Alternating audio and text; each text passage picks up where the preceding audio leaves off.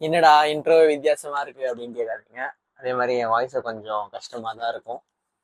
ஏன்னா இன்னைக்கு என்ன நாள், தளபதியோட கடைசி படம். அதாவது இதுக்கப்புறம் ஒரு எஃப்டிஎஃப்எஸ் கூட நம்மளால பார்க்க முடியாத அந்த நாள் இன்னைக்கு. ஜனநாயகன் ரிலீஸ் ஆகி ஜனநாயகமா நாடு, அதாவது தமிழ்நாடு மாறின நாள். சி ஜோசப் விஜய் என்னும் நான், தி ஹானரபிள் சீஃப் மினிஸ்டர். கேட்க சூப்பரா இருக்கு, பார்க்க சூப்பரா இருக்கு. இருந்தாலும் நம்ம சின்ன வயசுல இருந்து பார்த்துட்டு வந்த இளைய தளபதி விஜய், தளபதி விஜய் இதெல்லாம் வேற லெவல். செம்ம எமோஷனலான மூமெண்டா தான் இருக்கு எனக்கு. நான் சின்ன வயசுல இருந்தே மொத்த ஒரு சைல்ட்ஹுட்டே இவரை சுத்தி தான் இருந்திருக்கு. அதாவது விஜய் விஜய் விஜய் படம், விஜய் பாட்டு, டான்ஸ், ஃபைட்டு, ஆக்ஷன் ஹீரோ எல்லாமே இவர் தாங்க எங்களுக்கு. அந்த மாதிரி இருந்தது. ஸோ இப்போதான் பார்த்துட்டு வரேன் எஃப்டிஎஃப்எஸ். ஸோ வணக்கம் நண்பர்களே, நான் உங்க தேவா. இன்னைக்கு நம்ம எந்த படத்தை ரிவ்யூ பார்க்க போறோம்னு ஆப்வியஸா உங்களுக்கு தெரியும். சொல்றேன், ஜனநாயகம் படத்தோட ரிவ்யூ தான் பார்க்க போறோம். ஸோ இந்த வீடியோ ஸ்கிப் பண்ணாம ஃபுல்லா பாருங்க, உங்களுக்கே தெரியும். வாங்க வீடியோக்குள்ள போலாம்.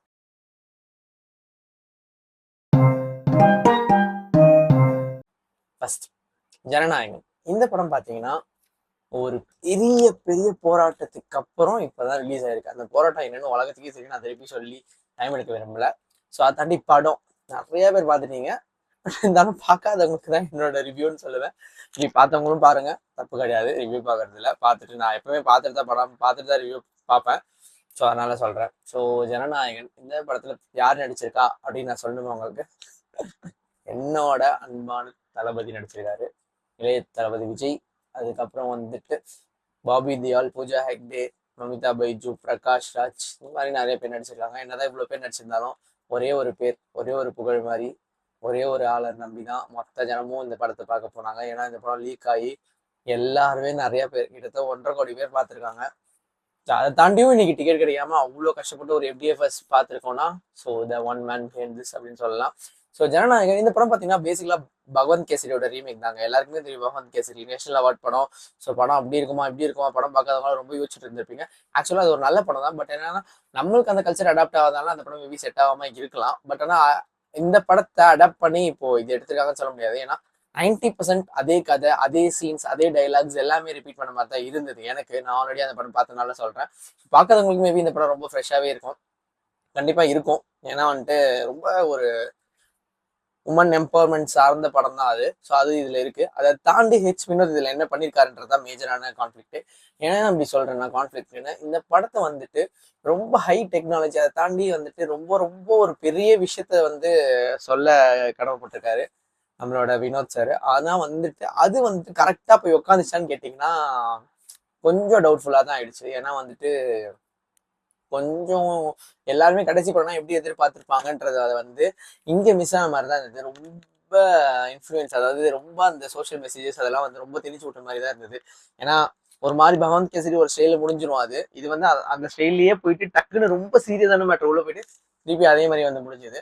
ஸோ அந்த டவுன் வந்து ரொம்ப இதுவாயிருக்கு. பட் ஆனால் அவர் சொல்ல வந்த விஷயம்லாம் பெரிய பெரிய ஹேட்ஸ் ஆஃப். சீரியஸா எனக்கே ரொம்ப புதுசா இருந்தது. நிறைய பேருக்கு ரொம்ப ஒரு புதிய எக்ஸ்பீரியன்ஸ் இருக்கும், அதெல்லாம் நான் எந்த குறையுமே சொல்லல. பட் ஆனால் ஆஸ் அ தளபதி ஒரு ஃபேனாவோ இல்லை ஒரு படம் பார்க்குற இதுவாவோ இந்த படம் வந்து கொஞ்சம் மீட்டர் வைஸ் கம்மியாக தான் இருந்தது. ஸ்டோரி இன்னும் கொஞ்சம் ஸ்ட்ராங், ஐ மீன் ஸ்க்ரீன் பிளே இன்னும் கொஞ்சம் ஸ்ட்ராங்காக எழுதிருக்கலாம் தான் நான் சொல்வேன். கொஞ்சம் இன்ட்ரெஸ்டிங்காக எழுதிருக்கலாம். என்ன கேட்டிங்கன்னா லாஸ்ட் படம்னா கொஞ்சம் ஜாலியாக ஒரு ஃபன்னாக கூட எடுத்துகிட்டு போயிருக்கலாம். சீரியஸான மெசேஜ் சொல்கிறாரு, ஒரு ரொம்ப சீரியஸான ஒரு பிளாட்ஃபார்ம்ல இறங்க போறாருன்றதுக்காக தான் இவ்வளோ பெரிய படம் எடுத்துருக்காங்க. ஸோ எந்த இதுவுமே இல்லை. ஸோ அதை தாண்டி படத்தில் டிவிகே ரெஃபரன்சஸ் எல்லாமே இருக்குது. எந்த ஓல்டு மூவி ரெஃபரன்ஸும் இல்லாமல் எல்லாமே புதுசாக தளபதியோட ஆக்ஷனு, அதை தாண்டி வந்துட்டு ஜெயசார் பண்ணுற டான்ஸ் எல்லாமே ரொம்ப ஒரு டிஃப்ரெண்டான இதில் தான் இருந்தது. இதை தாண்டி இந்த படத்தில் மெயினாக நான் வந்து அந்த ராவணம் அவன்டா அந்த மியூசிக் வந்து ரொம்ப சூப்பராக இருந்தது. ஒரு பேரே வரலாறு, எல்லா சாங்ஸும் ரொம்ப சூப்பராக இருந்தது. ஒரு ஃபைட் சீன் முடிச்சு அவர் வரும்போது நமக்கு என்னடா இதுதான் கடைசியா அப்படின்னு யோசிக்கணும் தோணுது. ஸோ அது கொஞ்சம் கஷ்டமா இருந்தது. ஸோ அதை தாண்டி படம் வந்து ரொம்ப ரொம்பவே நல்ல படம் தாங்க. ஏன்னா நல்ல படம்னா எப்படி சொல்லுது, எல்லாருமே கண்டிப்பா பார்ப்பீங்க. நாட் ஒரு போர் ஃபிலிம்னு கேட்டீங்கன்னா ரொம்ப போரா போற ஃபிலிம்லாம் கிடையாது. It's a good film. போய் பார்க்கலாம் தியேட்டரில். ரேட்டு கொடுத்துருக்காங்க. ஏன்னா நிறையா வைலன்ஸ், அதாவது சண்டைகள் நிறையா இருக்கனால தான் அப்படி கொடுத்துருக்காங்க. ஸோ பார்க்கலாம்.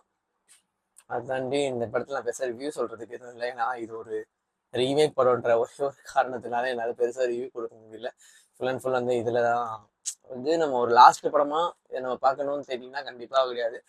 அதே மாதிரி ஸ்க்ரீன் பே இன்னும் கொஞ்சம் ஒர்க் பண்ணிருக்கலாம். ஏன்னா ரொம்ப சூப்பராக ஒர்க் பண்ணிருக்கலாம். விஷுவல்ஸ் எல்லாமே ரொம்ப சூப்பராக இருந்தது. சினிமாட்டோகிராஃபி ரொம்ப சூப்பராக இருந்துச்சு. எடிட்டிங் நல்லா இருந்தது. அதை தாண்டி வந்துட்டு மியூசிக் ரொம்ப சூப்பராக போட்டிருந்தாரு அனிருத். ஸோ அதெல்லாம் எனக்கு ரொம்பவே இதுவாக இருந்தது. ஸோ அதுக்கு அடுத்து பார்த்தீங்கன்னா கடைசியில் ஒரு சின்ன ஒரு நிமிஷம் அதை ஆட் பண்ணியிருக்காங்க இப்போ தான். ஸோ அதெல்லாம் பாருங்கள். ஸோ பார்த்துட்டு எப்படி இருந்துச்சு சொல்லுங்கள். ஸோ முடிஞ்சது சகாப்தம் அப்படின்னு தான் சொல்லணும். ஸோ ஜனநாயகன் இந்த படத்துக்கு நம்ம சேர்ந்து கொடுக்குற ரேட்டிங் 100க்கு 80. ஸோ இந்த வீடியோ உங்களுக்கு பிடிச்சதுனா லைக் பண்ணுங்க, ஷேர் பண்ணுங்க, மறக்காம தேவாசனுக்கு சப்ஸ்கிரைப் பண்ணிடுங்க. கீழே இருக்க பெல் பட்டனை அமுக்க மறந்துடாதீங்க.